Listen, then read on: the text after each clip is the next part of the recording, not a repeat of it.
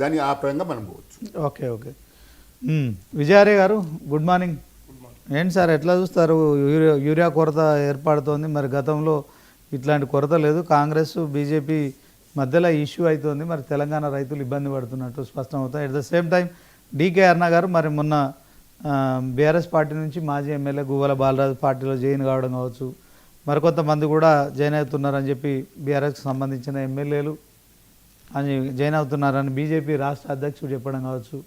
ఇదే అంశంలో మరిగా డీకే అరుణ గారు కూడా పార్లమెంట్ సమావేశాలు పాల్గొంటూనే మరొక వైపు పార్టీ చేరికల విషయంలో ముఖ్యంగా ఎవరైతే అప్పుడు మునుగోడు ఉప ఎన్నికల సందర్భంలో ఎమ్మెల్యేల కొనుగోలు అంశంలో మరొక 3 వ్యక్తులు కూడా హర్షవర్ధన్ రెడ్డి కావచ్చు, తర్వాత మరొక 2 వ్యక్తులు ఉన్నారు కదా, వాళ్ళని కూడా పార్టీలో తీసుకోబోతున్నారని ప్రచారం జరుగుతుంది. సో బీఆర్ఎస్ పార్టీ పని కథం అయిపోయినట్టున బీజేపీ కాంగ్రెస్ ఆరోపిస్తుంది. చెప్పండి. ఈరోజు చరిత్రను మనం తీసుకుంటే ప్రాంతీయ పార్టీల పుట్టుకనే జాతీయ పార్టీల మీద మరి యుద్ధాన్ని ప్రకటించారు. అయితే మొత్తం భారతదేశంలో అభివృద్ధిని మనం అంచనా వేస్తే ప్రాంతీయ పార్టీల ఏర్పాటు వల్ల ఆయా రాష్ట్రాలకు మేలు జరిగింది, ఆ ప్రజలకు మేలు జరిగిన మాట వాస్తవం.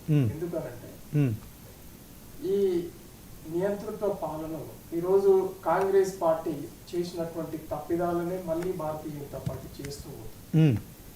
ప్రజలు మార్పు కోరుకున్నప్పుడు వచ్చే పార్టీలు ప్రభుత్వాలను కొనసాగింపులో భాగంగా ఖచ్చితంగా ప్రజాభియోగం ఏదైతే ఉంటుందో ఆయా పార్టీల మీద అవి చేయకుండా ఉండాల్సిన పరిస్థితి. కానీ ఈరోజు మీరు చూడండి, ఈవీఎంల మిషన్ల మీద పోరాటం ఇప్పటిది కాదు కదా ప్రజలది, ఎప్పటి నుంచో ఉంది. ఈవీఎం మిషన్లు వద్దు, బ్యాలెట్లే ముద్దు అని.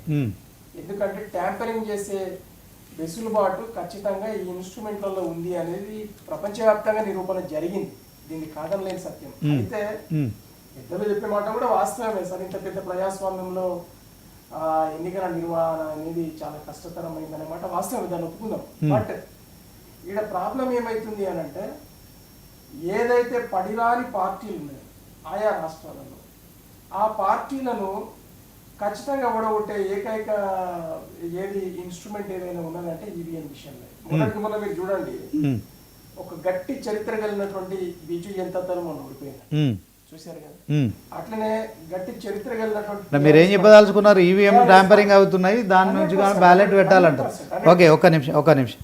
సో కాంగ్రెస్ నాయకులు ఓకే, అయితే గట్టి చరిత్ర కలిగినటువంటి టిఆర్ఎస్ పార్టీ, గట్టి చరిత్ర కలిగినటువంటి వైఎస్ఆర్సీ పార్టీ, 3 రాష్ట్రాలలో 3 పార్టీలు ఓటమికి 100కు 100%.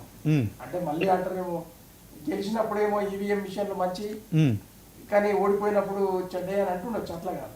అంతకుముందు నుండి కూడా మా బీఆర్ఎస్ పార్టీ బ్యాలెట్ బాక్స్లే కావాలి, బ్యాలెట్ పేపర్ మీదనే ఓటింగ్ కావాలనేది మొదటి నుంచి కూడా పార్టీ సిద్ధాంతంగా ఉంది. దాన్ని ఎన్నోసార్లు కూడా ఎన్నికల కమిషన్ చెప్పడం జరిగింది. మొన్న కూడా మరి మా పార్టీ తరఫున కూడా బ్యాలెట్ పత్రాల ద్వారానే ఎన్నికలు ట్యాపరింగ్ జరుగుతూ ఉంది, అన్యాయం జరుగుతూ ఉంది.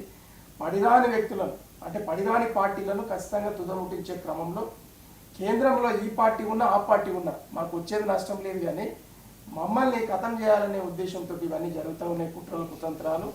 మరి మోదీ గారు ఎట్లా తయారైపోయినట్టే మీరన్నట్టే ప్రజలు అంటున్నట్టే ఈడీ మోదీగా, సిబిఐ మోదీగా, ఐబీ మోదీగా అయిపోయింది.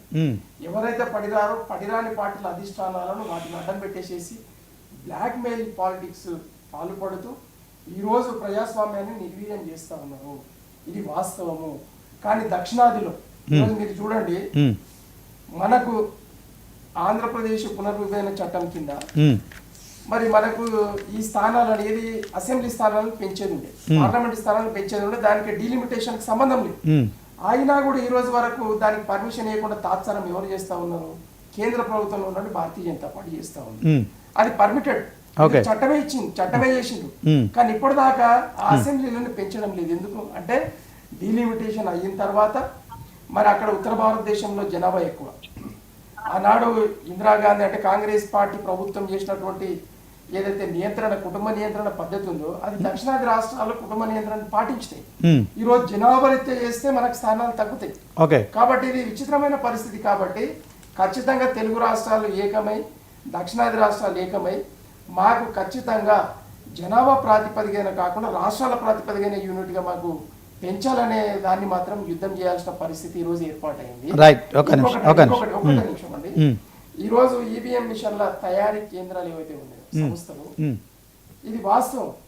ఎంపీ స్థాయి ఉన్నటువంటి జాతీయ స్థాయి పార్టీలో పదాధికారులు అయినటువంటి భారతీయ జనతా పార్టీకి సంబంధించిన 5-6 పెద్దలు బిఈఎల్ కంపెనీలో, ఆ కంపెనీలో డైరెక్టర్లుగా ఉన్నారండి. మరి ట్యాంపరింగ్ కాకపోతే ఏం చేస్తారు?